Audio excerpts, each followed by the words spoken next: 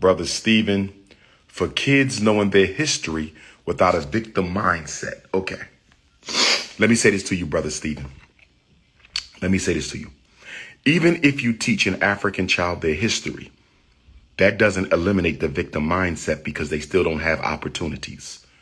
Even if you teach an African child their history, that's not going to eliminate the victim mindset because they still belong to a community that isn't building anything for them. History is important. African history will be taught at the Frederick Douglass Marcus Garvey Academy.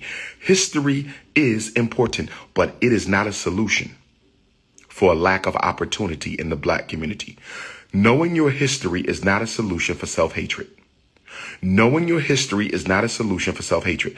I know Negroes who are masters of African history and are still filled with self-hate. I'm going to say it again. I need you to understand, overstand, and understand me. Knowing your history is not a panacea for self-hatred. I can name 5 elders right now who are jealous as hell of DrUMAR and they know their history. I can name 5 elders right now who are jealous as hell of DrUMAR Ifatunde and they know their history. So knowing your history does not eliminate self-hatred. Remember, most Hotepians learn history to use it as a form of self-glorification. Most Hotepians and fake wokers use history as a form of self-aggrandizement. They don't use history as a liberation tool. They don't use history as a liberation tool. History is simply something they use to make themselves look more important than other Black people. It's just another ego weapon. That's all it is, my brother. History is important, but do not think for 1 minute that history is going to stop self-hatred. And teaching Black children their history is not going to go very far if you don't give them opportunities to compete with children of other race groups right here, right now. I am a revolutionary Pan-Africanist who believes in embracing the present moment. I am a revolutionary Pan-Africanist who believes in embracing the present moment. We have to embrace the present moment. We got to talk about, when do we get serious about now? I want to talk about now. I don't want to keep talking about whether we are Africans or pretendians. I don't want to keep talking about whether we're African or pretendian. I don't want to keep talking about what happened in the past. I don't want to talk about nothing that happened 5,000 years ago when you come around me. There's a time to study history, but there's a time to solve your problems. And the only time you can solve your problems is right now. I'm going to say it again. I'm going to say it again. I'm going to say it again. The only time you can solve your problems is in the here and the now. You cannot go back 10 years and solve a problem 10 years ago. You cannot go back 100 years and solve a problem 100 years ago. You cannot go back 1,000 years and solve a problem 1,000 years ago. You can't solve a problem tomorrow or next week. The only time a problem can be solved is in the moment. Life is lived in the moment.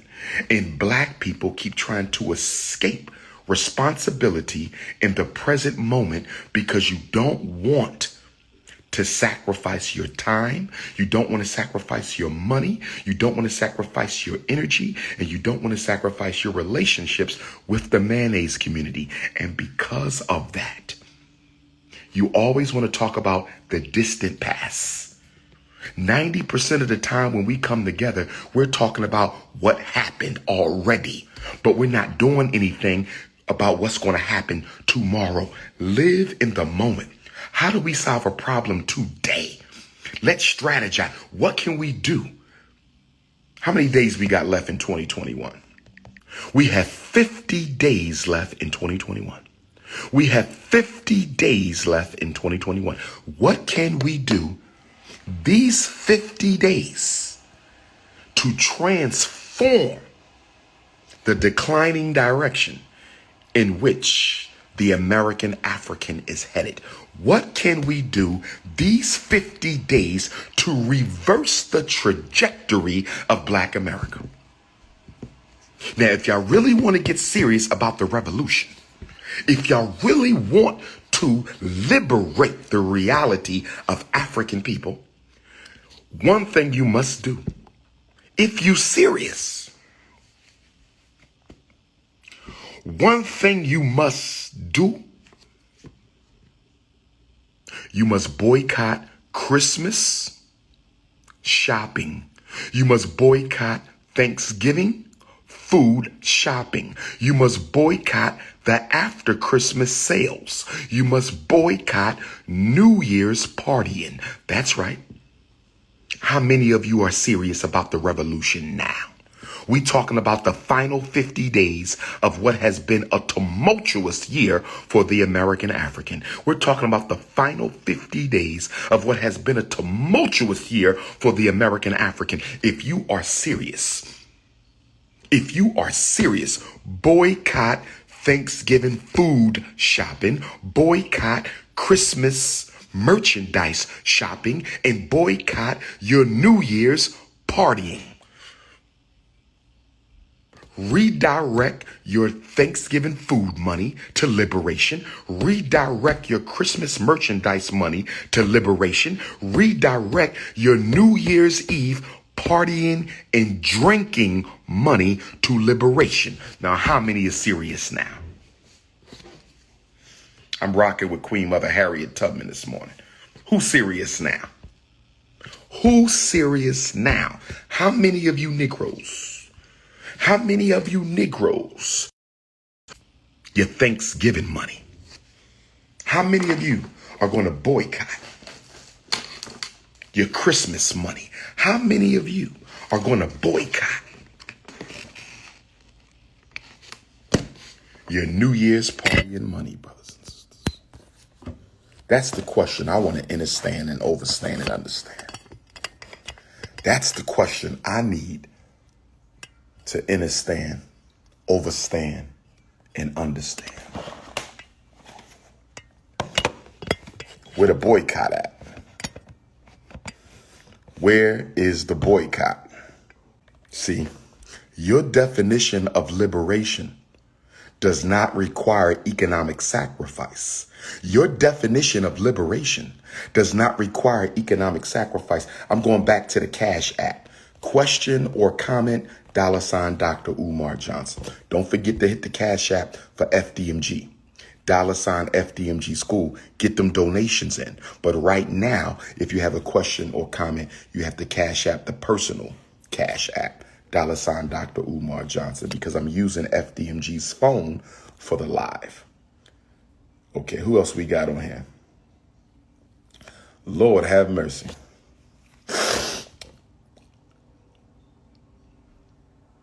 I just received a very beautiful donation from the Divine Feminine Podcast. I just received a very beautiful donation from the Divine Feminine Podcast.